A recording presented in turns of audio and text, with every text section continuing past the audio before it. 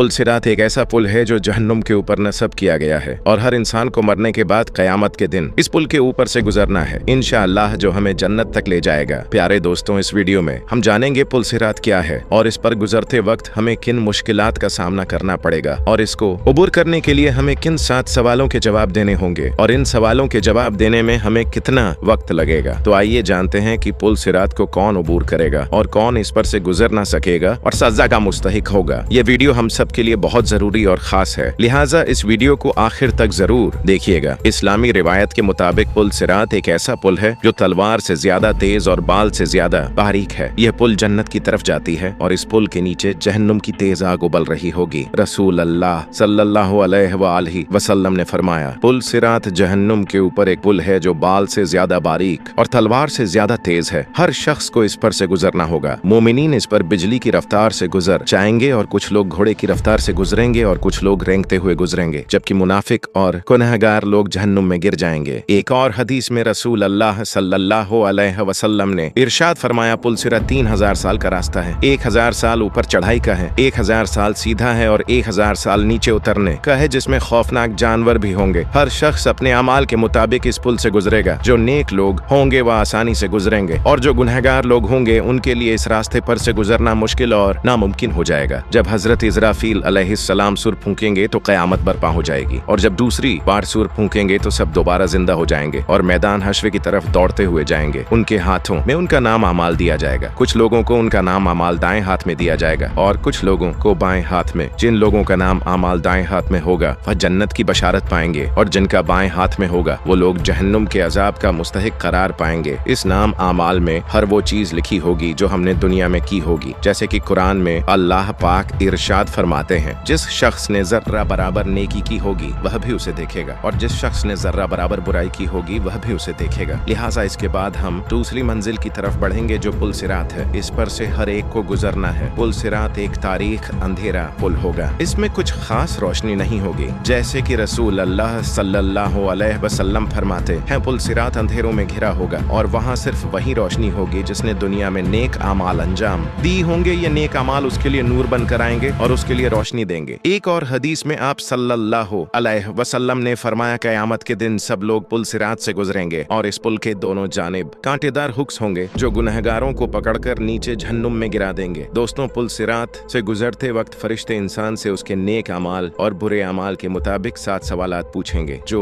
कोई भी इन 7 सवालों का जवाब दे देगा वह इस पुल को आसानी से पार कर लेगा। इंसान से पहला सवाल होगा, तुम्हारा रब कौन है? तो जो नेक लोग होंगे वह आसानी से जवाब देंगे और कहेंगे कि हमारा रब अल्लाह है, और काफिर लोग इसका जवाब नहीं दे पाएंगे और वह जहन्नुम में गिर जाएंगे। फिर दूसरा सवाल नमाज के बारे में पूछा जाएगा। जिन लोगों ने नमाज इखलास के साथ दुनिया में अदा की होगी उनके लिए जवाब देना आसान हो जाएगा। फिर तीसरा सवाल जकात के बारे में पूछा जाएगा कि हमने अपना माल कहाँ खर्च किया है, अल्लाह के हुक्म के मुताबिक हमने जकात गरीबों और मोहताजों को दी है या नहीं, हमने अपना माल कैसे कमाया, क्या हमने इसमें हलाल और हराम का ख्याल रखा। अगर हमने अपना माल अल्लाह की राह में खर्च करने के बजाय सिर्फ जमा किया है तो हमें इस पुल से गुजरना मुश्किल हो जाएगा। फिर अगला सवाल रोजा के मुतालिक पूछा जाएगा जो हर मुस्लिम पर फर्ज है। इसके बाद हमसे हज के बारे में सवाल किया जाएगा। अगर हमने हज की इस्तिताअत के बावजूद हज अंजाम नहीं दिया होगा तो हमें सख्त तरीन सजा दी जाएगी। फिर अगला सवाल हुकूक के बारे में पूछा जाएगा, मसलन माँ बाप के हुकूक, औलाद के हुकूक, हमसायों के हुकूक और हर रिश्तेदार के हुकूक के बारे में जो हमारे साथ जिंदगी में उठना बैठना है सवाल किया जाएगा। अब आखिरी सवाल सफाई के बारे में पूछा जाएगा, जैसे कि हदीस में है सफाई और पाकीज़गी ईमान का आधा हिस्सा है। एक और हदीस में है अल्लाह पाक है और पाकीज़गी को पसंद करता है, इसलिए तुम्हें भी चाहिए कि अपने आप को पाक रखो। यानी अल्लाह ने सफाई को ईमान का एक अहम हिस्सा बनाया है और जो इंसान जाहिर और बातिन दोनों में पाक हो अल्लाह उससे राजी होता है। प्यारे दोस्तों, इन सारे सवालात का जवाब जो इंसान दे सकेगा वो आसानी से इस पुल को अबूर करके जन्नत में जाएगा और जो इंसान इन सवालों का जवाब ना दे सकेगा वो जहन्नुम में गिर जाएगा।